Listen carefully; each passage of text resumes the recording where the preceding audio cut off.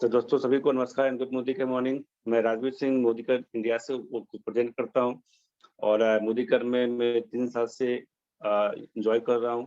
और आज का टॉपिक हम लोग का है कि समझदार अच्छा है कि बेवकूफ अच्छा है। तो आइए हम लोग जानते हैं स्लाइड के माध्यम से कि समझदार अच्छा है कि बेवकूफ अच्छा है। तो आपके सामने में एक फोटो दिख रहा होगा, जंगल का जो राजा होता है शेर, उनका। अगर मैं बात करूं इनके बारे में, लायन के बारे में, शेर के बारे में, तो इनसे भी बड़े-बड़े जानवर होते हैं जंगल में, जो काफ़ी बलशाली होते हैं, काफ़ी शक्तिशाली होते हैं। लेकिन आप सोचिए कि सब कुछ होता है माइंड से। तो आज ये शेर या आज ये जंगल के राजा कहलाते हैं। क्यों कहलाते हैं? क्योंकि इनके दिमाग में रहता है कि मैं जंगल का राजा हूँ। कहा भी जाता है कि आदमी अपनी मानसिकता के अनुसार अमीर या गरीब होता है। अगर बात कहा जाए जंगल जंगल की बात में, तो हाथी अगर एक लात मार दे सही से या गिर जाए शरीर पे, तो इसका बैंड बज जाएगा शेर का। लेकिन फिर भी वो डरता है शेर से। और ये जो शेर है, ये शेर एक ही बात जानता है कि मेरा टारगेट है, मैं उस टारगेट को अचीव करूंगा। ऐसे भी जिराफ है, हिप्पोपोटामस है, ये बहुत सारे जानवर हैं जो जंगल में रहते हैं, जो शेर से काफी बलशाली होते हैं, फिर भी वो आज शेर से डरते हैं। उस कारण क्या है कि उनका जो माइंडसेट है, उनका माइंडसेट अलग है और इनका जो माइंडसेट है, इनका अलग है। और कहा भी जाता है कि जिद्दी लोग जो होते हैं, जिद्दी आदमी ही इतिहास लिखता है। तो जो आदमी जिद्दी होते हैं, इतिहास वही लिखते हैं संसार में। तो आइए जानते हैं कुछ स्लाइड के माध्यम से कि कौन-कौन से जिद्दी लोग होते हैं जो इतिहास लिखते हैं। अपने ही बिहार के बहुत ही धैर्यवान, शौर्यवान एक शख्स थे, जो उनका नाम था द माउंटेन मैन। सोचिए, अगर इनके कहानी की बात की कहा जाए तो दशरथ माझी इनका नाम है, जो गया से बिलोंग करते थे। इनका जन्म 14 जनवरी 1929 को हुआ था, 17 अगस्त के दिन। इसे माउंटेन मैन के रूप में इनको जाना जाता है। और बिहार में गया के करीब गहलोत गांव में एक गरीब मजदूर थे। केवल एक हथौड़ा और छेनी लेकर उन्होंने अकेले ही 360 फुट लंबी और 330 फुट चौड़ी और 25 फुट ऊंचे पहाड़ को काट के एक सड़क बना डाली। अब सोचिए कि इतने बड़े पहाड़ को उन्होंने अकेले काटा। और क्या आपको लगता है कि इतने बड़े पहाड़ को अकेले काटना आसान बात है? नहीं। अगर समझदार आदमी रहता तो क्या सोचता कि कितना बड़ा पहाड़ है, इसको मैं कैसे काटूंगा, कैसे किया जाएगा। आखिर जिंदगी में जो समझदार होते हैं वो सिर्फ इतिहास को पढ़ते हैं, और जो बेवकूफ होते हैं वो इतिहास को लिखते हैं। और जो बेवकूफ होते हैं इतिहास को जो लिखते हैं, उनके इतिहासों को पढ़ के समझदार लोग कहीं न कहीं कुछ जॉब करते हैं या कहीं कुछ वो करते हैं। तो आप पे डिपेंड करता है कि मैं क्या बनूँ, समझदार बनूँ कि बेवकूफ बनूँ। अब सोचिए कि द माउंटेन में एक इतिहास है। अभी आपको अगर तैयारी करना है तो आपको इनके बारे में पढ़ना पड़ेगा। सब कुछ माइंडसेट करता है कि माइंडसेट हमारा क्या है। तो आइए नेक्स्ट स्लाइड देखते हैं कि नेक्स्ट स्लाइड में क्या दिया हुआ है और किनके बारे में बताया गया हुआ है।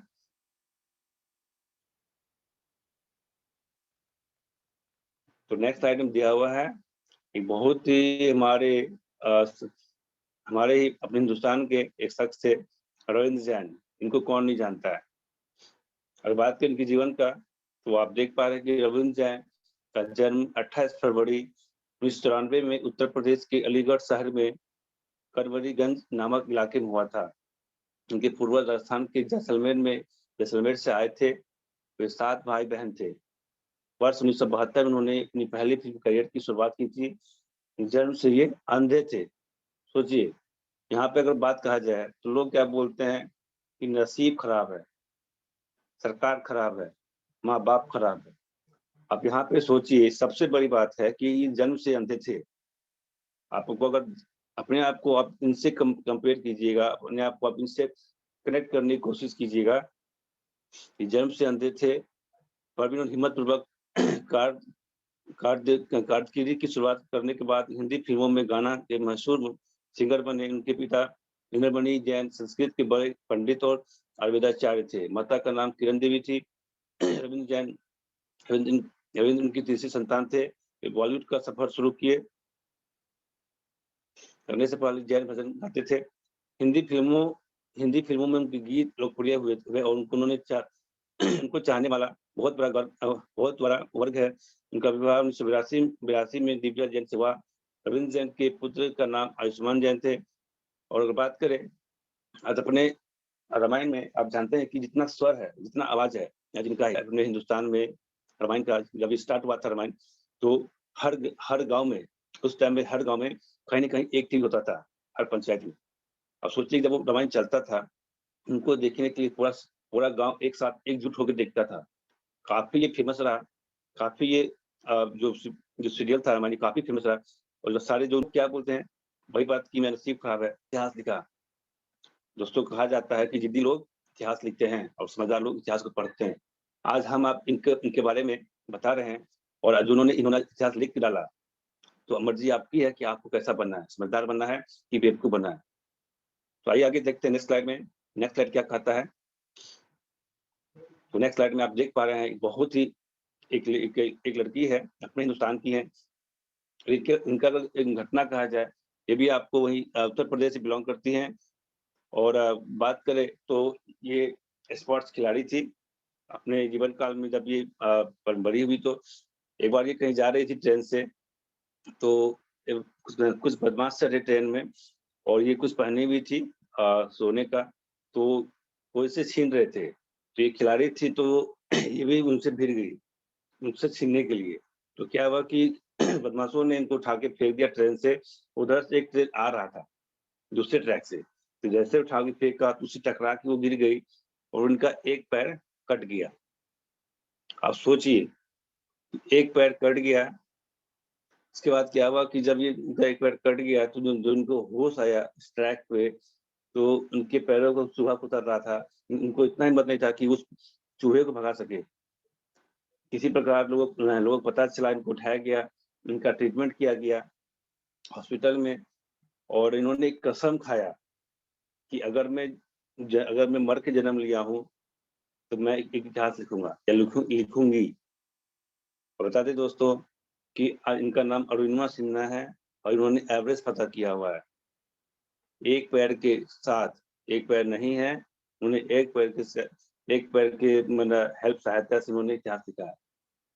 यहाँ भी बात किया जाए तो कुछ लोग क्या बोलते हैं, मेरा नसीब खराब है। अपने आप को कनेक्ट कीजिए इस लेडीज़ से कि हम लोग तो सलामत हैं, हम लोग के पास में फिज़िकली हम लोग फिट हैं, हम लोग के पास में 2 पैर है, हाथ है, भगवान ने दिमाग दिया है कुछ करने के लिए। और आपको क्या लग रहा है कि जिद्दी लोग जो जिद ठानते हैं और जो जिद ठानते जो ही बन जाते हैं, दोस्तों उसके पीछे एक कहानी भी होती है। आज अगर कोई सफल हुआ है, तो उसके पीछे एक कहानी है। यूँ ही लोग उठ के बोलते हैं और तो कर देते हैं, ऐसा कभी नहीं होता है। इनका वीडियो देखिएगा, इनका वीडियो यूट्यूब पे अवेलेबल है, कैसे-कैसे ये इस कहानी को लिखी है। दोस्तों, ज़िंदगी में अगर इतिहास लिखना है, तो ज़िद्दी बनना पड़ेगा और ज़िद्दी लोग इतिहास लिखते हैं। मैंने आपको स्टार्टिंग बोला कि ज़िद्दी लोग इतिहास लिखते हैं। आप जिस काम को कर रहे हैं, आप जिस पेशे में हैं, मैं भी अब ये बता दें आपको यहाँ यहाँ भी आपको ज़िद्दी बन के किस काम को करना पड़ेगा, क्योंकि किसी भी क्षेत्र में, किसी भी सेक्टर में आप अगर बड़े पायदान पे जाते हैं, तो उस बड़े पायदान पे जाने के लिए आपको एक वादा करना पड़ता है, अपने आप को दर्द देना पड़ता है, तभी जाके सफलता मिलता है। क्योंकि यूँ ही आपने स्टार्ट किया, आपको सफलता मिल जाएगा, ऐसा कभी नहीं होता है। सभी किसी भी क्षेत्र में आप अगर बड़े पायदान पे जाना चाहते हैं, आपको वहाँ पे इस काम को करना पड़ेगा, जिद्दी बन के। तो आइए आगे हम लोग आगे बढ़ते हैं और देखते हैं कि नेक्स्ट स्लाइड क्या कहता है हम लोग का। जैसे आप देख पा रहे हैं कि अपने अभी हाल-फिलहाल एक मैच हुआ था, तो मैं आपको बताऊँ उनके बारे में 1 मिनट। सही है। आप जानते हैं इनके बारे में, आप नहीं जानते होंगे, तो एक ये सुमित अंतिल है, इनका नाम सुमित अंतिल है, आप देख पा रहे हैं इनका फ़ोटो, इनका एक पैर नहीं है, इनका एक पैर नहीं है। अगर इनकी लाइफ़ की बात करें हम लोग, सुमित अंतिल का आरंभिक जीवन, आप इनके बारे में सुने और समझे, वो अपने आप को इसे कनेक्ट करने की कोशिश करें, कि जब ये कर सकते हैं, तो मैं भी कर सकता हूँ। क्योंकि ये कोई स्पाइडरमैन, शक्तिमान या कोई भगवान नहीं है। आप अपने आप को इनसे कनेक्ट कीजिए कि जब ये शख्स कर सकते हैं, जब ये मानव हैं, तो हम भी मानव हैं, हम भी कर सकते हैं। तो सुमित अंतिल भारत के मशहूर पैरालंपिक एवं भाला फेंक खिलाड़ी हैं। इनका जन्म 6 जुलाई 1998 को हरियाणा के सोनीपत जिले के खेवरा गांव में हुआ था। सुमित का जीवन कई तरह की कठिनाइयों से जूझता रहा। जब सुमित केवल 7 साल के थे तब उनके पिता का देहांत हो गया। सोचिए, इनके पिता का देहांत हो गया। वही वर्ष 2015 में जब सुमित बाइक अपना ट्यूशन पर पूरा कर वापस घर जा रहे थे, तो रास्ते में एक ट्रैक्टर से उनके टक्कर मार दी, जिसके कारण उनको ज्यादा चोट लगी थी। यहाँ तक कि सुमित को अपना आधा पैर गंवाना पड़ा था। तो जी इनका पैर रोड एक्सीडेंट में कट गया था। और अब वही बात है, फिर इन्होंने कसम खाया। उस हादसे के बाद भी सुमित ने धैर्य नहीं खोया। कुछ लोग क्या बोलते हैं, भगवान मेरे साथ सही नहीं किया। अब सोचिए कि उस घटना के बावजूद भी सुमित अंतिल ने धैर्य नहीं खोया। बाद में रजत पदक के विजेता वीरेंद्र धनखड़ ने सुमित का मार्गदर्शन दिया। वही सुमित को भाला फेंकने की ट्रेनिंग कोच नवल सिंह से प्राप्त हुई। और आपको क्या लग रहा है कि इन्होंने यूं ही चला अपने मुंह को उठा के और इनको सफलता मिल गया? लोग क्या करते हैं, काम तो लोग ज्वाइन तो करते हैं किसी क्षेत्र में, महीने में 2 दिन 3 दिन काम करते हैं और कहते हैं सर पैसा नहीं आया। क्या आपको लग रहा है कि उन्होंने जब स्टार्ट किया हो काम भाला फेंकने का, एक दिन गया भाला फेंक के इन्होंने ये विजेता बन गए? सोचिए, एक पैर के सपोर्ट से उन्होंने एक इतिहास लिखा है। अभी आप अगर तैयारी कीजिएगा जॉब का, तो आपको इनके बारे में पढ़ना पड़ेगा। आप अगर इंटरव्यू दीजिएगा अपनी नौकरी का, तो आपको अगला आदमी पूछेगा ये कौन है। सोचिए, मैंने आपको क्या बताया कि समझदार लोग इतिहास को पढ़ते हैं और जो बेवकूफ होता है इतिहास वो लिखते हैं। तो जितने मैं आपको दिखा रहा हूँ सारे लोग बेवकूफ है अपने इतिहास, अपने जीवन काल में। इनको एक ही विश्वास होता है कि अगर मैं जन्म लिया हूँ धरती पे तो मैं इतिहास लिखूंगा। दोस्तों सोचिए कि एक पैर के साथ में इन्होंने इतिहास लिखा है। और अब सबसे बड़ी बात है कि जब ये कर सकते हैं तो हम भी कर सकते हैं। तो अपने आप को एक कसम खाना पड़ेगा, एक जिद करना पड़ेगा, तभी जाके सफलता आपको मिलेगा। आइए आगे देखते हैं नेक्स्ट स्लाइड क्या बोलता है हम लोग का।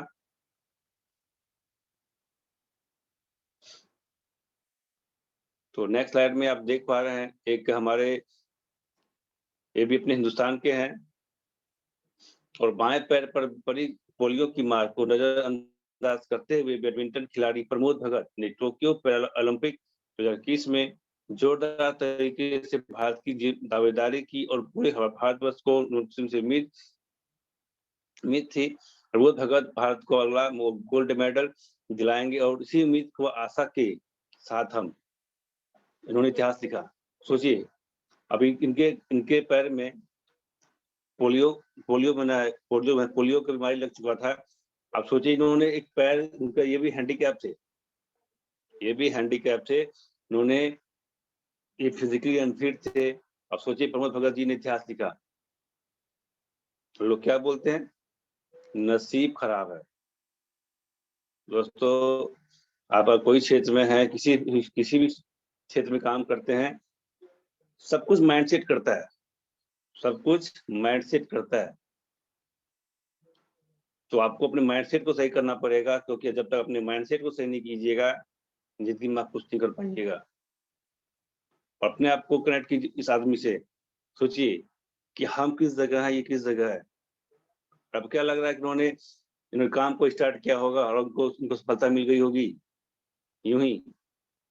ऐसा कभी नहीं होता है दोस्तों। उसके पीछे, सफलता के पीछे दर्द होता है, तो दर्द को पीना पड़ेगा, क्योंकि हर सफलता त्याग मांगता है। अगर संसार में कोई भी सफल है तो बिना त्याग किए हुए आज कोई भी शख्स सफल नहीं हुए हैं।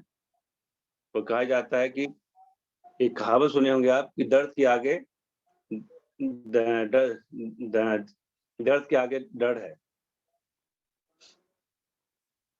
आइए आगे देखते हैं कि नेक्स्ट स्लाइड क्या बोलता है हम लोग का।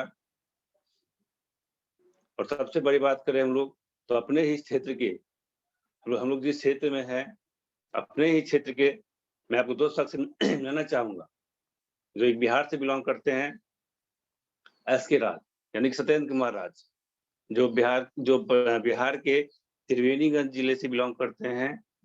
ये 5वां पास भी नहीं हैं और उन्होंने इतिहास लिखा। अब एक आदमी कसम खा ये बोलता है कि हम तो पढ़े लिखे नहीं हैं, कैसे करेंगे, कैसे होगा, नहीं होगा। तो सब कुछ माइंडसेट करता है। इन्होंने जब डेमो देखा इस मोदी केयर का, तो उन्होंने बोला कि जब मैं नहीं करता, तो फिर वही करता। राजमिस्त्री था, घर बनाता किसी का, रिक्शा पुलर था, रिक्शा चलाता किसी का। फिर जब कर लेंगे, तो जब सफलता मिल जाएगी, तो कहीं न कहीं हम सफल हो जाएँगे। इन्होंने अपने आप को उस जगह कनेक्ट किया। और आज बता दें कि एसके राज आज मोदी केयर में एक अच्छे पायदान पे हैं, एक अच्छे लेवल पे हैं, एक अच्छी इनकम पे हैं। दोस्तों सब कुछ माइंडसेट करता है। आप अगर अपने आप जीत कर लीजिएगा, सफलता झक मार के आपके साथ चलेगी। लेकिन कुछ लोग क्या बोलेंगे, सर वो नहीं सुन रहा है, सर वो छोड़ दिया, सर ये हो गया। ऐसा कुछ नहीं होता है। ये सफलता मेरी है, ज़िंदगी मेरी है, परिवार मेरे हैं, सपने मेरे हैं, कौन करेगा आपके लिए? कोई नहीं करेगा। आपको करना पड़ेगा क्योंकि आपकी सफलता आपसे शुरुआत होती है। आप अपनी टीम के इंजन हैं। आपको चलना पड़ेगा, तभी सफलता आपको मिलेगा। एक और शख्स से मिलिए, हमारे हिंदुस्तान से हैं और ये गुजरात से बिलॉन्ग करते हैं और इनका नाम है विजय अग्रवाल। अब इनका वीडियो देखिएगा विजय अग्रवाल का, तो ये पानी का पाउच बेचते थे आज से 7 साल पहले और ये पेपर फेंकते थे घर-घर। आज बात करें विजय अग्रवाल का, तो आज विजय अग्रवाल की एक अच्छी इनकम है, एक अच्छे पायदान पे हैं और पूरा मोदी केयर इंडिया इनको प्रेज़ेंट करता है। दोस्तों अगर बात करें पढ़ाई का, तो ये भी ज़्यादा पढ़े लिखे नहीं हैं।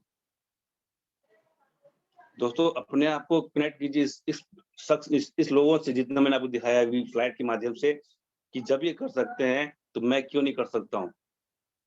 कि हमारे में क्या कमी है? आज वो भी तो सिंपल सी बात कहा जाता है कि अगर पहाड़ पे कोई खड़ा है 4 से 5 लोग, यानी जाने का रास्ता है, हम उस जगह पे जा सकते हैं। बस रास्ता खोजना पड़ेगा, अपना माइंडसेट सही करना पड़ेगा। आपका अगर माइंडसेट सही हो जाएगा, तो आप उस रास्ते पे जा सकते हैं, उस पायदान पे जा सकते हैं। तो बिना किए हुए कुछ नहीं मिलता है, सब कुछ करना पड़ता है।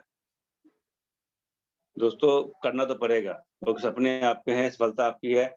ऑफलाइन साथ देंगे, कंपनी साथ देगी, लेकिन सबसे पहले आपको अपने आप को साथ देना पड़ेगा, क्योंकि आपकी कहानी आपसे स्टार्ट होती है।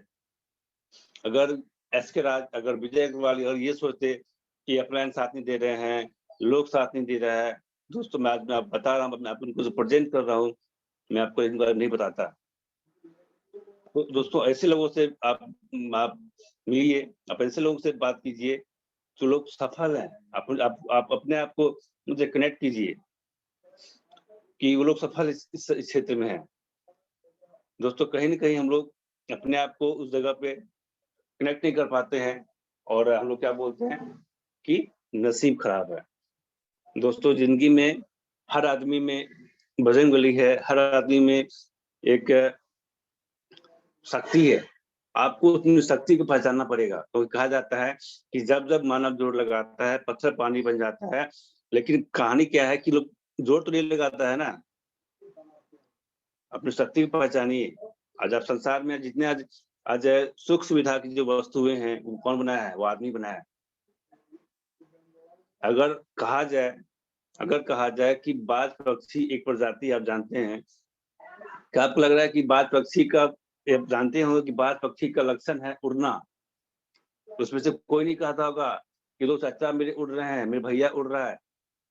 दोस्तों बाज पक्षी चाहे कोई भी हो, उनका एक ही उनका गुण है, वो आसमान की ऊँचाइयों को चीर के वो आसमान की ऊँचाइयों को अपने अपने पंखों को उड़ान भरते हैं। हम लोग क्या बोलते हैं? नसीब खराब है। दोस्तों नसीब खराब कुछ नहीं होता है, सब कुछ करना पड़ता है। इसलिए अपने माइंडसेट को सही करें, अपने माइंडसेट को सही करके लाइफ में आगे बढ़ें। सफलता आपका इंतज़ार कर रहा है।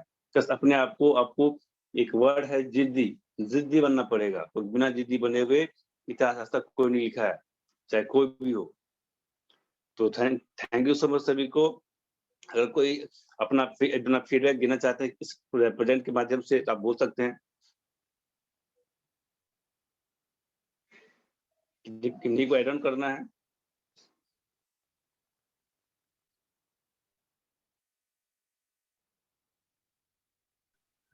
Good morning, sir. Ma'am good morning.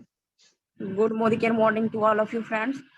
Sir आज का सेशन वाकई बहुत ही माइंड ब्लोइंग माइंड सेट का सेशन रहा आज का। जो आदमी एक पैर से इतना बड़ा कर सकती है और एक पैर पे मतलब कि जीत सकती है, तो हम लोग के लिए अपने आप में सोचने वाली बात है। हम लोग को तो भगवान हर चीज दिया है, हर चीज से परिपूर्ण है, तो हम लोग में ऐसा क्या कमी है और हम लोग इस बिजनेस को किस तरह से बिल्ड करें, तो वो हम लोग अपने आप में सोचे और कैसे हम लोग आगे बढ़े। बहुत ही अच्छा सेशन रहा सर आज का। Thank you so much sir, आपको बार बार सेशन ले रहे हैं, इतना पॉजिटिव वाला सेशन बहुत ही अच्छा लगा sir. Thank you so much ma'am, thank you so much. Next कोई बोलना चाहेंगे? नेक्स्ट कोई बोलना चाहेंगे?